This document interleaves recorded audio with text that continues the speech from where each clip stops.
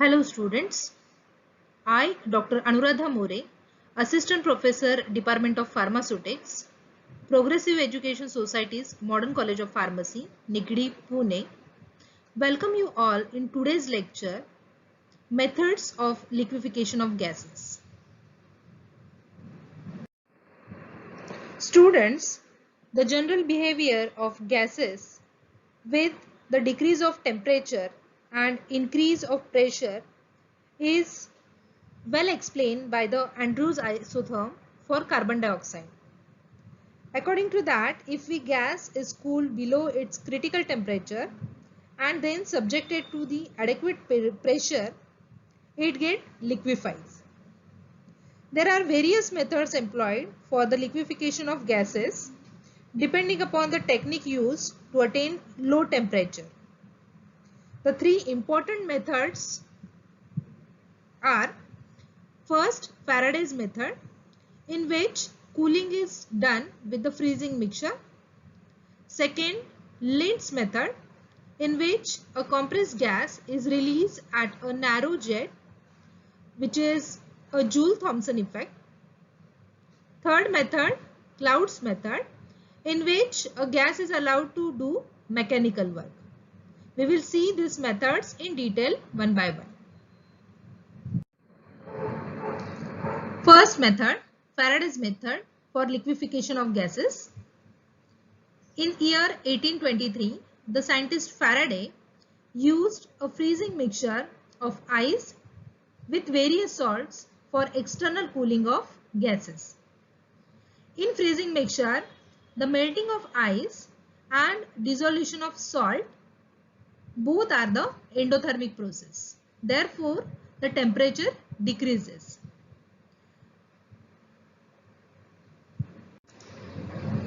In this method, he employed a V-shaped tube.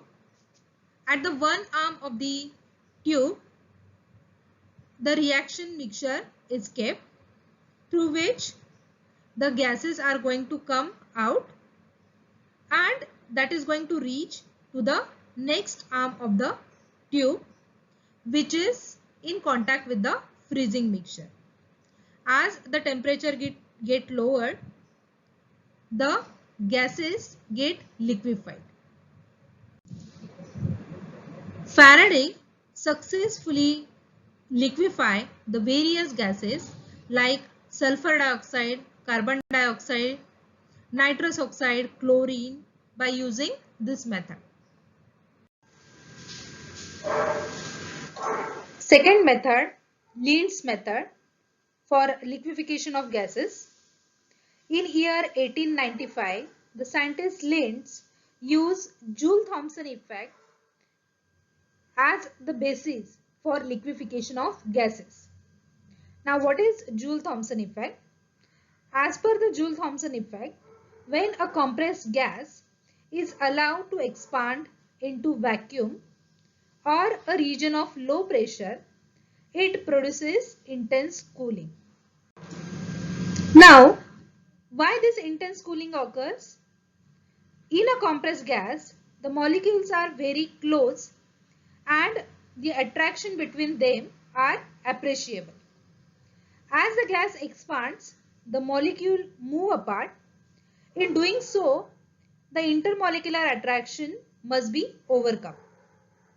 The energy for it is taken from the gas itself, which leads to cooling. As shown in the figure, the Lind apparatus is used based upon Joule-Thomson effect for liquefaction of gases. Now in this apparatus, the pure dry air is compressed to about 200 atmospheric pressure. Then it is passed through the pipe, cooled by a refrigerating liquid such as ammonia. Here, the heat of compression is removed. The compressed air is then passed into spiral pipe with a jet at the lower end. The free expansion of air at the jet results in a compressible drop of temperature.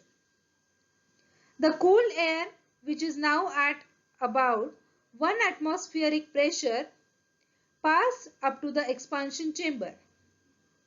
It further cools the incoming air of the spiral tube and results into the compressor.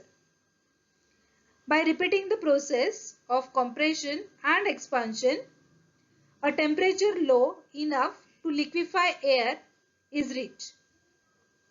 The liquefied air collects at the bottom of expansion chamber.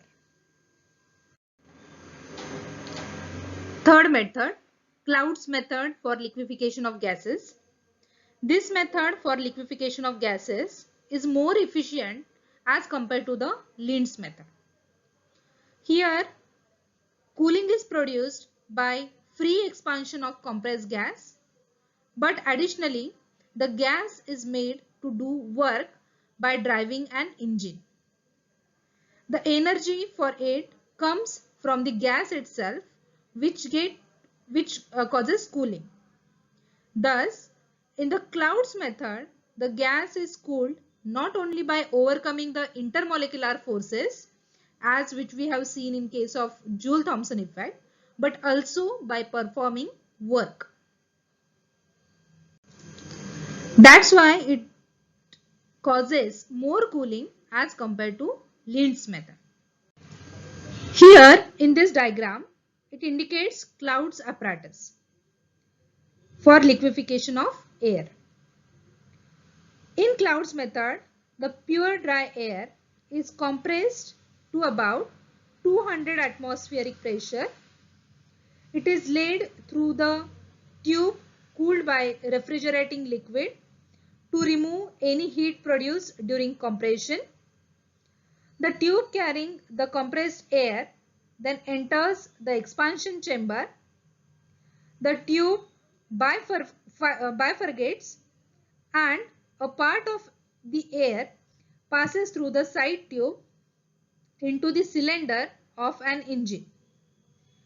Here it expands and pushes back the piston. Thus, the air does mechanical work whereby it cools.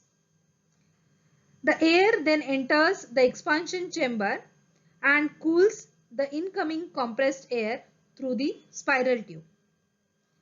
The air undergoes further cooling by expansion at the jet and liquefies. The gas escaping liquefaction goes back to the compressor and the whole process is repeated over and over again, which leads to the intense cooling.